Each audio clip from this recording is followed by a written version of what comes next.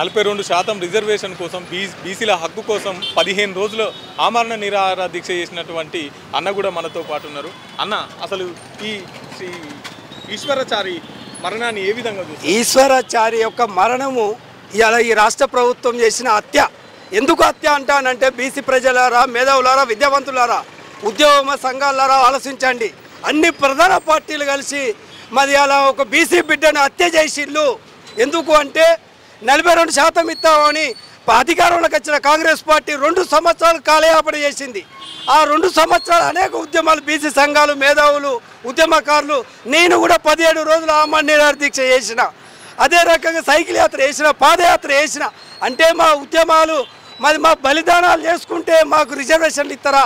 మేము బలిదానాలు చేసుకుంటే తెలంగాణ రాష్ట్రం వచ్చింది, మా బలిదానాలు చేసుకుంటేనే బీసీలకు 42% ఇస్తారనే ఉద్దేశంతో ఇవాళ మాది ఈశ్వరాచారి గారి యొక్క బల మరణం అంటే ఇది రేవంత్ రెడ్డి రాష్ట్ర ముఖ్యమంత్రి, రాష్ట్ర ప్రభుత్వం చేసిన హత్య అని డిమాండ్ చేస్తున్నా.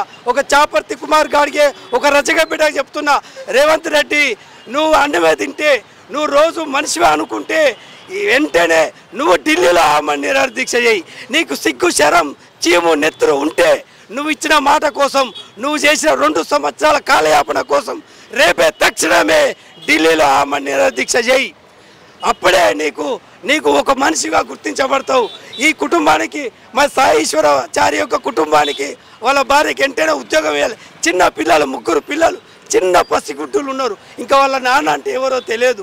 నాన్న ఎటుపోయిండు, మమ్మీ అని ఏడుతాడు వాళ్ళకు చిన్న కొడుకు. అందుకే ఆ పాపం నీ దాకగలకుండా ఉండాలంటే నువ్వు రేపు ఢిల్లీలో ఆమరణ నిరాహార దీక్ష కూర్చుంటే బేషరతుగా 42% కేంద్ర ప్రభుత్వం ఆమోదిస్తుంది. మరి అలా ఒకటే బీసీ సమాజమా? మన బీసీలకు మన ఓటు మనం వేసుకొని మనం రాజ్యాధికారంలోకి రావాలి. మరి సాయి ఈశ్వరాచారి యొక్క ఆత్మ శాంతించాలంటే ఆయన ఆత్మ బలిదానం మరి అలా బీసీల కోసం చేసిండు. బగబగ మండుతున్న మంటలు, నొప్పి, మరి వేడి మంటలు వేస్తున్నా కూడా బీసీల కోసమే నేను పెట్రోల్ పోసుకున్నా అన్నాడు. ఆ యొక్క మాటలు మరి మన బీసీల కళ్ళు తెరవాలి. మన ఓటు మనం వేసుకొని రేపు రానున్న ఎన్నికలలో ఈ కాంగ్రెస్ ప్రభుత్వాన్ని ఓడగొట్టి బీసీలకు రాజ్యాధికారం వచ్చిందే రాక మన పోరాటం ఆగొద్దని మా చాపర్తి కుమార్ గాడికి అని నేను సైకిల్ యాత్ర చేసిన, పాదయాత్ర చేసిన, 17 రోజులు ఆమరణ నిరాహార దీక్ష చేసిన. బీసీలకు రాజ్యాధికారమే ఆత్మగౌరవ పోరాటము. మరి సాయి ఈశ్వర యొక్క ఆత్మ శాంతించాలంటే రేపటి రోజులలో బీసీల అధికారం రావాలి.